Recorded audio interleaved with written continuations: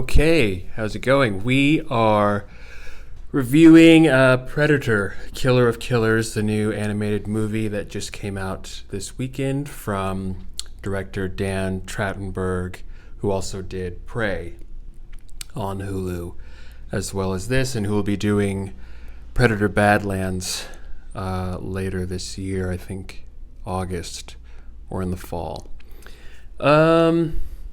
Thoughts? I really enjoyed it. I remember seeing, I think, a trailer for even like recently, just coming up for the release of the film. But then I remember briefly seeing it, and then it went away. I totally forgot about it. So it was a good Friday night watch. I mean, it was enjoyable in the truest sense. And I think what it did best, as far as from a animation perspective, is that it basically, what animation does best is essentially show and display what is harder to do on film, being like very kinetic, right? Very dynamic, being very honestly just much more like, I don't know, action. The action is livelier, it's more dynamic, it hits right differently, right? Like that's why we love animated shows and animated movies, is because it's much harder to replicate and truly do in live action, which is something that superhero films always come up against.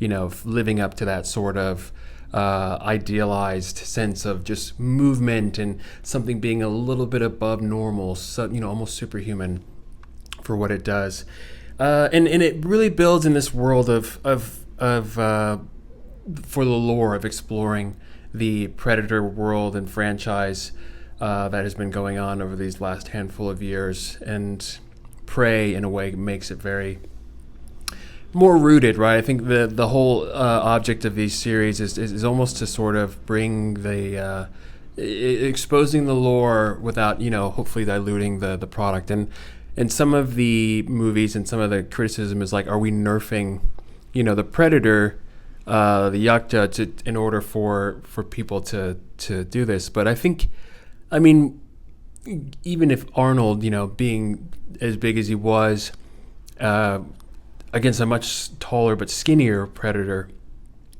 these aren't, unbeatable, right? They're not OP creatures, so they do live and breathe and bleed green, but they are killable.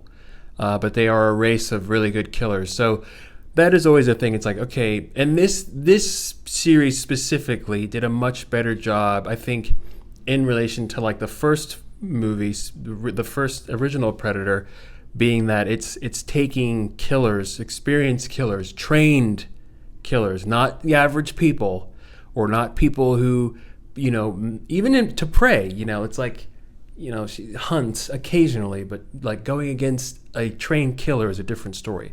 And so I think what this film does really well is it takes people at their, peak of their knowledge, competency, and really puts them to the test against these beasts of varying size and form, from the Viking story through the Japanese story, and to the modern American Pearl Harbor story. And so at the end, it's kind of a tough, you can tell this in a similar way to like Into the Matrix back in the day, that animated anthology series that was leading us into the other films, kind of showing you the in-between of what happened between movies, and kind of diving deeper into the world and exploring what this is about. This really does tee you up for essentially Predator Badlands. Like, this is really what it's all about.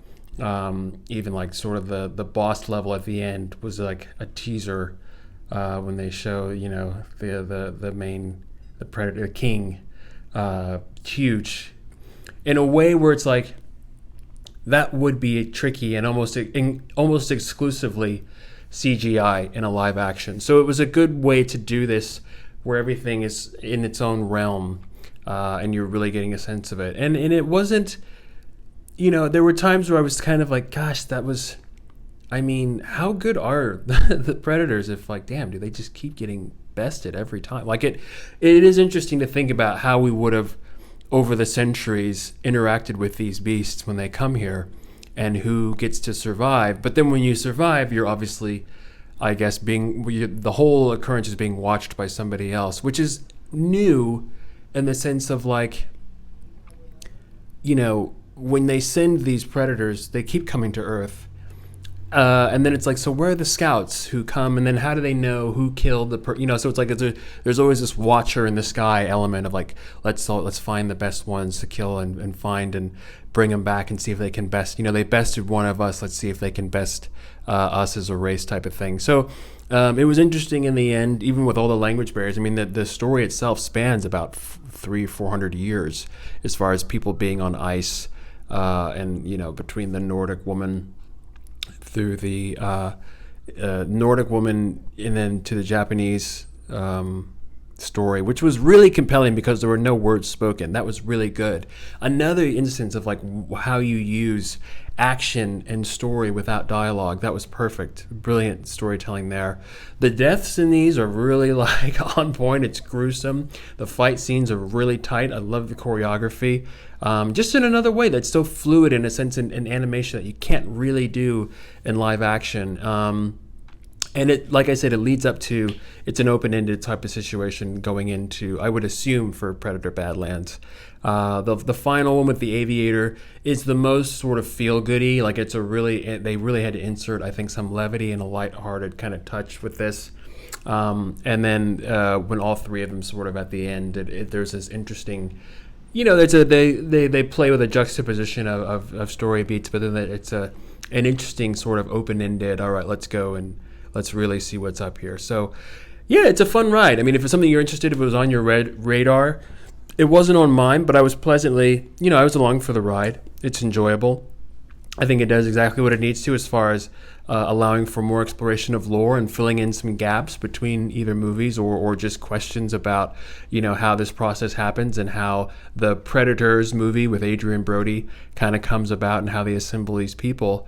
And yeah, looking forward to, Badlands. I almost feel like this could be better than Badlands, just because Badlands is the CGI going on and everybody, this young, the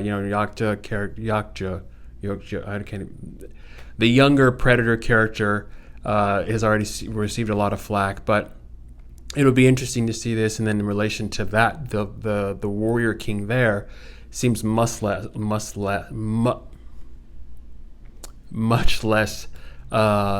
in relation to the one they showed. He's like 9-10 feet tall. He's jacked. He's just juiced to the gills. So it's interesting. Yeah, it's a good movie. I had a good time. It was a fun time. Animation done well is always kind of fun. The style was interesting at first. I was like, it seemed a little like sort of almost filmed at a higher frame, like it was animated at a higher frame rate versus its film, like for what it was presenting in film, like it was almost done at like a 60, FPS, and then so like for the slow motion parts, but it's enjoyable. It's good for what it is. And like I said, similar to like Into the Matrix, where they had this sort of anthology series to run from that. So yeah, Predator, Killer of Killers from Dan Trachtenberg. Good job. It was a fun move. And if you like it, cool. If you like this kind of content, like and subscribe. Stay tuned. I'm going to be expanding for more movie reviews, obviously trailer reviews, reactions, as well as industry news and box office. All right. Until next time.